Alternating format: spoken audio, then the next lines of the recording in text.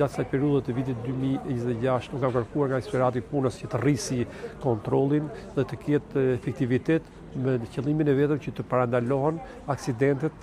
në punë dhe humbje të jetave në këto minjera dhe në të gjithë qarkun e Dibrës ku realizohet ky aktivitet. Dhe fatmirësisht kemi vetëm 3 aksidente që kemi patur për gjatë vitit 2026 pa pasoja fatale, dhe që kjo është një lajm i mirë dhe uroj dhe shpresoj që edhe për gjatë gjithë vitit 2026 mos kemi asnjë humbje jetësh në qarkun e Dibrës dhe sot do të kërkoj me fuqishëm, ashtu siç kam kërkuar edhe në kontakte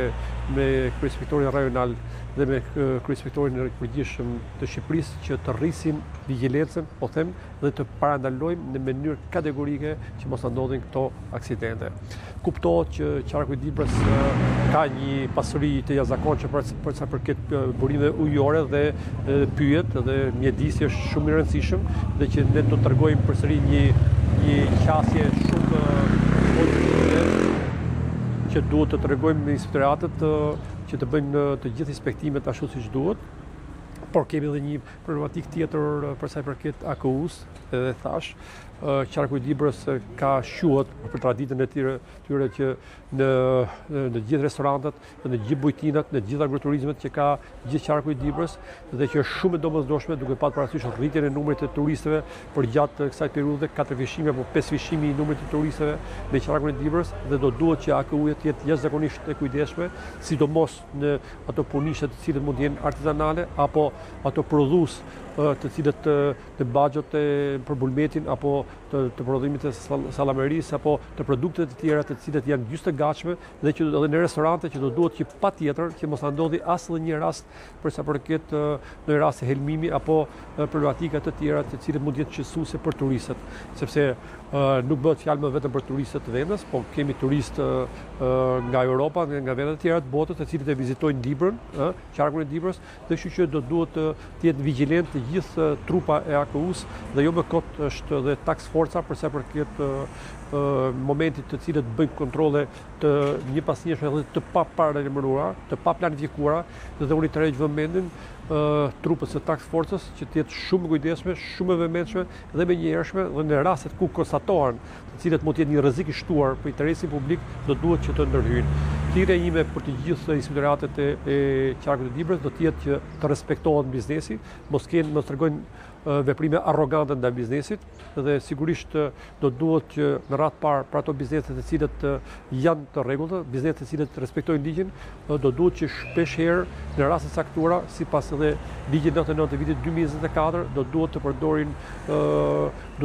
përdorin paralajmërimin, këshillimin, rekomandimet që me qëllimin e vetëm që të përmirësohen të gjithë situata e aktivitetit të këtyre subjekteve. Dhe qëllimi im sot këtu, si inspektori i përgjithshëm i Republikës Shqipërisë, është pikërisht për të që të gjithë inspektoratet e qarkut të Dibrës të përdor termin të shkundim dhe të kërkojmë që të rrisin standardin për sa përket inspektimeve. Përsëri po them dhe jam i vendosur që çdo inspektor, çdo trup inspektimi do duhet të jetë model në inspektimet të cilët realizohen këto subjekte sot nga qarku i Dibrës, që gjithë qytetarët e Dibrës, që inspektorati i përgjithshëm ka vënë në dispozicion për të gjithë qytetarët për të rritjen e transparencës, për parandalimin e korrupsionit, 2 mjete shumë të rëndësishme. Njëri është portali i cili është sigurt.gov.al, i cili ka një javë, i cili ka filluar aktivitetin e tij, që jepet mundësia çdo qytetari kur sigurohet dhe anonimati që në çdo moment kur vëren që një shkelje nga inspektori, një presion i cili do nga inspektorët, apo ka subjekte të cilët qytetarët në supermarkete apo në aktivitete të tjera, subjekte të cilët tregtojnë ka produkte të skaduara apo produkte jashtëafate apo produkte në prag skadence apo problematika të tjera, do duhet të sinjalizojnë menjëherë në këtë portal sigurt.gov.al dhe ne menjëherë reagojmë. E njëjta gjë është një linjë gjelbër 0819 i cili përsëri jepet mundësia çdo qytetari ku janë 3 operatorë që presin çdo telefonat të qytetarëve për problematikat të cilët shfaqen në gjithë Republikën e Shqipërisë dhe të cilët regjistrohen dhe telefonatat pas orarit zyrtar të punës dhe që të nesër të gjehen përsëri këto regjistrime dhe që bën të mundur që ne të jemi në kontakt të përhershëm